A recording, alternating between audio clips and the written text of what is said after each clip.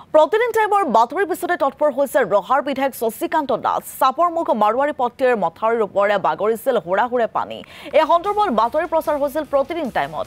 বাতৰিৰ পিছতে জলসম্পদ বিভাগক খহনীয়া প্ৰতিৰোধৰ ব্যৱস্থা গ্ৰহণ কৰিবলৈ আহ্বান বিধায়ক শশীকান্ত দাসৰ। তাৰ পিছতে পূৰ্ণগতিত চলিছে এতিয়া খহনীয়া প্ৰতিৰোধৰ কাম।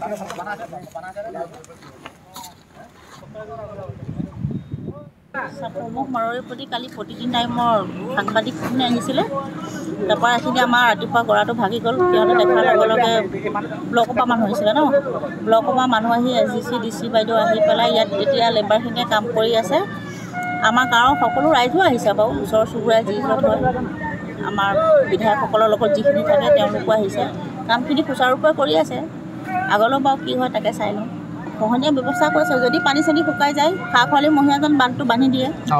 এয়াই আমাৰ মহোদয়ৰ ওচৰত প্ৰাৰ্থনা। পোনপ্ৰথমেতো মই ধন্যবাদ দিব লাগিব যোৱাকালি প্ৰতিদিন গোষ্ঠীৰ যোনটো চেনেল প্ৰতিদিন টাইম, তেওঁলোকে নিউজটো কৰিলে আৰু নিউজটো কৰাৰ পাছতে পৰিলক্ষিত আমি দেখা পালোঁ আমাৰ ৰহা সমষ্টিৰ জনপ্ৰিয় বিধায়ক শশীকান্ত দাস ডাঙৰীয়াৰ তৎপৰতাত তেওঁ বাকী যোনখিনি আমাৰ ডিপাৰ্টমেণ্ট আছে END হওক, বাকী আমাৰ BDO ব্লক ডেভেলপমেণ্ট অফিচাৰ তেওঁলোকো আহিছিল, CDCও আহিছিল আৰু তেওঁলোকৰ নেতৃত্বত যি যুদ্ধংদেহী ৰূপত আজি এই কামখিনি হৈছে তাৰ বাবে আমি অশেষ ধন্যবাদ জ্ঞাপন কৰিলোঁ।